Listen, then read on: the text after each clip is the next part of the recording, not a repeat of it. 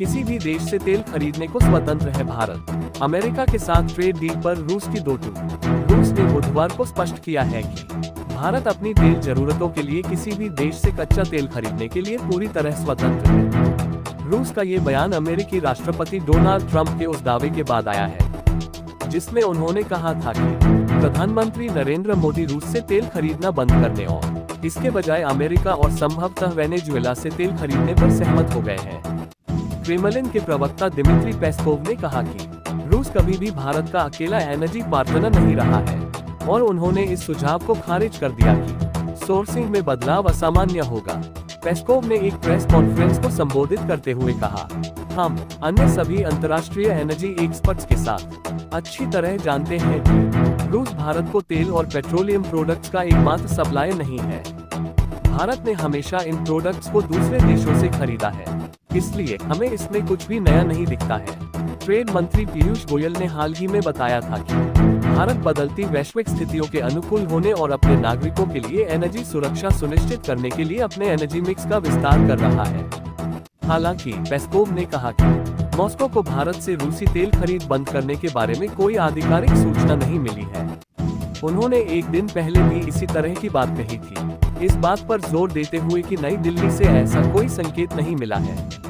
लगातार सहयोग का समर्थन करते हुए रूसी विदेश मंत्रालय की प्रवक्ता मारिया ज़खारोवा ने कहा कि हाइड्रोकार्बन व्यापार दोनों देशों के लिए फायदेमंद है।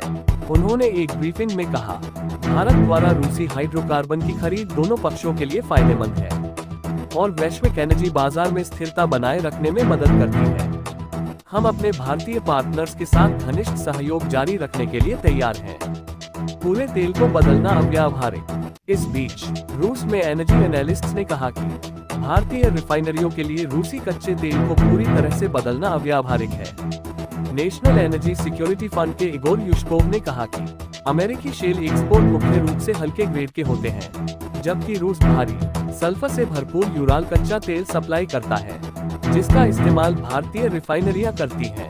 उन्होंने कहा, भारत को अमेरिकी तेल को अन्य ग्रेड के साथ मिलाना होगा, जिससे लागत बढ़ेगी। एक साधारण बदलाव संभव नहीं है।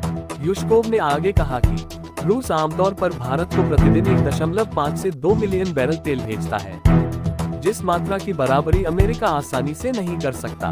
उन्होंने कहा, ऐसा लगता है कि ट्रंप बातचीत को पूरी तरह से अमेरिकी शर्तों पर जीत के रूप में पेश करने की कोशिश कर रहे हैं। उन्होंने ये भी याद दिलाया कि जब 2022 में रूस ने यूरोप और अमेरिका से सप्लाई भारत की ओर मोड़ दी थी, तो उसने प्रोडक्शन में रोजाना लगभग 1 मिलियन बैरल की कटौती की थी, जिससे ग्लोबल कीमतें बढ़कर लगभग $120 प्रति बैरल हो गईं और अमेरिका में पेट्रोल और डीजल की कीमतें रिकॉर्ड ऊंचाई पर पहुंच गईं। पिछले साल ट्रंप ने रूसी एनर्जी खरीदने को लेकर भारत पर भारी टैरिफ लगाए थे, जिसके बारे में व्हाइट हाउस का कहना है कि ये व्लादिमीर पुतिन के यूक्रेन के खिलाफ युद्ध को फाइनेंस कर रहा है। हाल ही में ट्रंप ने एक ट्रेड डील की घोषणा की, जिसमें भारतीय इंपोर्ट पर टैरिफ को 50% से घटाकर 18% कर दिया गया, जो तुरंत लागू हो गया। भारत अपने इस्तेमाल होने वाले पेट्रोल और डीजल जैसे फ्यूल के लिए लगभग 88% कच्चा तेल इंपोर्ट करता है।